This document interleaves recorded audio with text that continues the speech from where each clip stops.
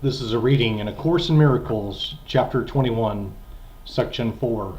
The fear to look within. The Holy Spirit will never teach you that you are sinful. Errors he will correct, but this makes no one fearful. You are indeed afraid to look within and see the sin you think is there. This you would not be fearful to admit. Fear in association with sin, the ego deems quite appropriate and smiles approvingly. It has no fear to let you feel ashamed. It doubts not your belief and faith in sin. Its temples do not shake because of this. Your faith that sin is there but witnesses to your desire that it be there to see. This merely seems to be the source of fear. Remember that the ego is not alone. Its rule is tempered, and its unknown enemy, whom it cannot even see, it fears. Loudly the ego tells you not to look inward, for if you do, your eyes will light on sin, and God will strike you blind. This you believe, and so you do not look. Yet this is not the ego's hidden fear, nor yours who serve it. Loudly indeed the ego claims it is, too loudly and too often. For underneath this constant shout and frantic proclamation, the ego is not certain it is so. Beneath your fear to look within because of sin is yet another fear, and one which makes the ego tremble.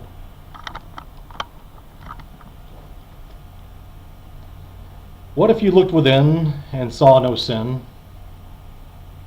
This fearful question is one the ego never asks.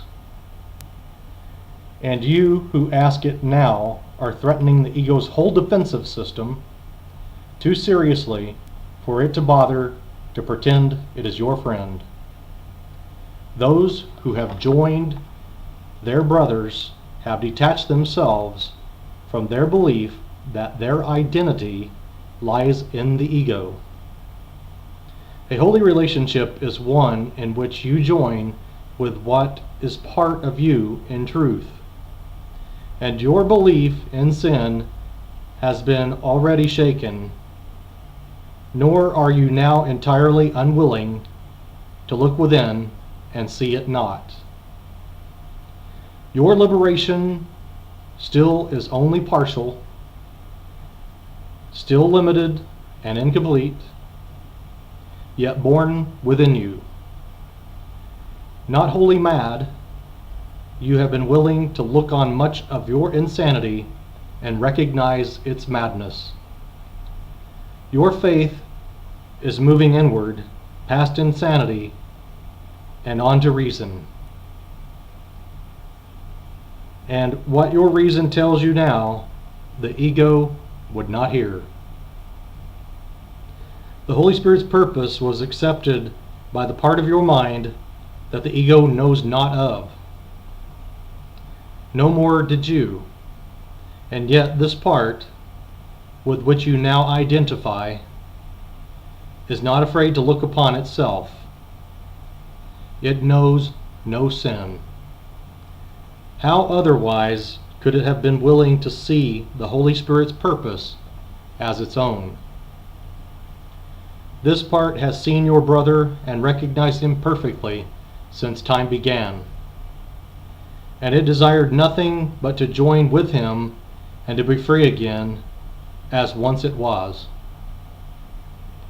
It has been waiting for the birth of freedom, the acceptance of release to come to you. And now you recognize that it was not the ego that joined the Holy Spirit's purpose, and so there must be something else. Think not that this is madness.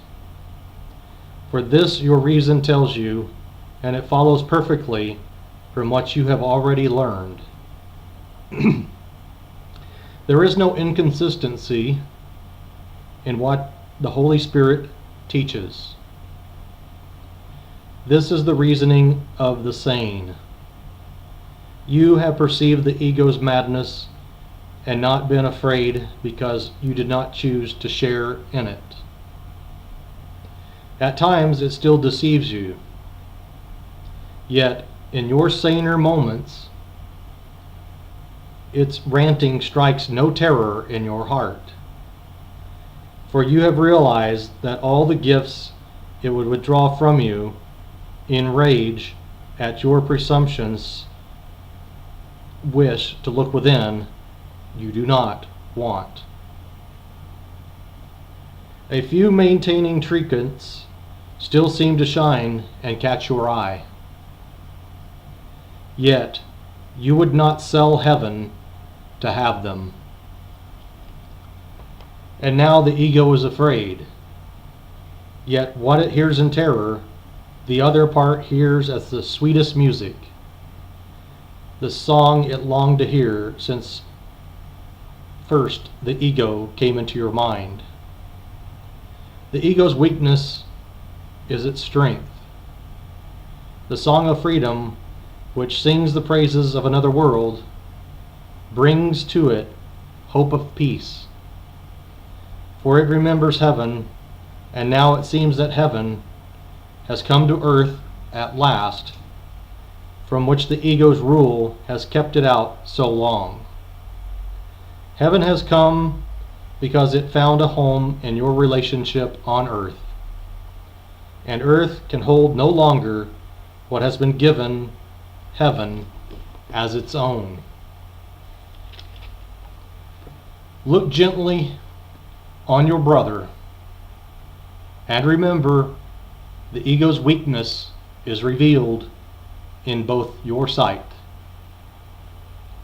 What it would keep apart has met and joined, and looks upon the ego unafraid. Little child, innocent of sin, follow in gladness the way to certainty. Be not held back by fear's insane insistence that sureness lies in doubt. This has no meaning. What matters it to you how loudly it is proclaimed? The senseless is not made meaningful by repetition and by clamor. The quiet way is open. Follow it happily, and question not what must be so. That is the end of the reading in A Course in Miracles, chapter 21, section 4.